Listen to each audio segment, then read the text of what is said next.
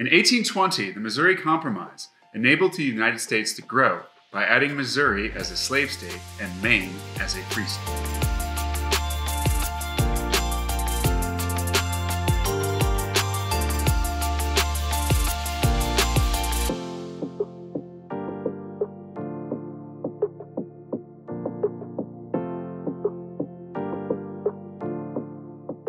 In 1820, the United States was expanding. If you remember, Thomas Jefferson, when he was president, bought a large swath of land for very little money from Napoleon called New France in the Louisiana Purchase. The fate of this new land, however, was undecided, and there was a great tension between the southern slave-owning states and the northern free states. The Missouri Compromise allowed the balancing of the addition of new states and basically settled down some of the tensions regarding slavery, but it did not solve them, as we will see. Slave states were worried that free states, if all the new territory that was added was free, that eventually the majority of the states would vote to end slavery. This made them very paranoid. The idea of the Missouri Compromise came in order to add one slave state per free state, thereby balancing the slave and free votes in Congress as America expanded westward. The idea was thought of by Henry Clay, who was a senator from Kentucky, and it was passed by President James Monroe in 1820. Yes, the same James Monroe that you remember from the Monroe Doctrine. The Missouri Compromise sought to balance the addition of slave and free states. So what does that mean? Well, unfortunately, one of the major, most dark facts of American history is that in the early Americas, we practiced slavery. Slavery is basically something that has existed since people were put to work on farms. It goes all the way back to ancient Egypt and lasts, unfortunately, until today, but not in this country, as we will see later. However, in 1820, slavery still very much did exist. What does that mean?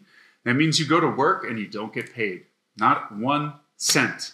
And you don't get to decide when you work, if you work, what kind of work you do. In fact, you were property. You were considered a thing and not a person. So basically, there's the shed where your parents might have their tools. There's the shovel and the lawnmower and maybe the snowblower if you live somewhere cold, right? You would be in there too, as just another piece of equipment, right? The founding fathers were not unaware that this kind of didn't sit very well with the whole all men are created equal thing.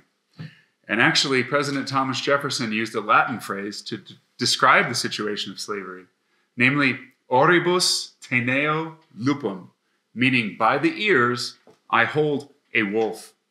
You don't like the situation you're in, but you're not quite sure how to let go. As terrible as slavery was, the early United States depended on it for its economy because the early United States was primarily agricultural. As the United States grew, the North became more and more industrial, meaning they would make things in factories, machines, more advanced economy, city stuff, factory stuff. The South, however, remained agrarian or a farm-based economy. So they kept their slaves on the farm, whereas the North, in a sense, outgrew them. It is important to remember that during this period of 1820, slavery was also allowed in the nation's capital, Washington, D.C. So a free state is a state in the North where slavery is illegal, and a slave state in the South where slavery is legal. So the Missouri Compromise is about what the new states should be, slave or free. And the answer that Henry Clay came up with was both.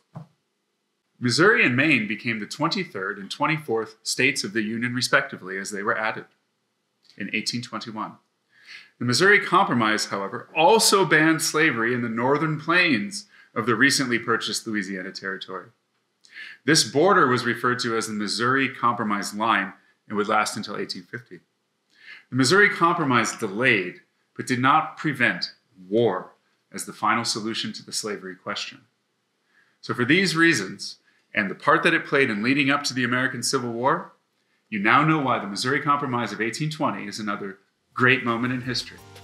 Till next time, I'm History.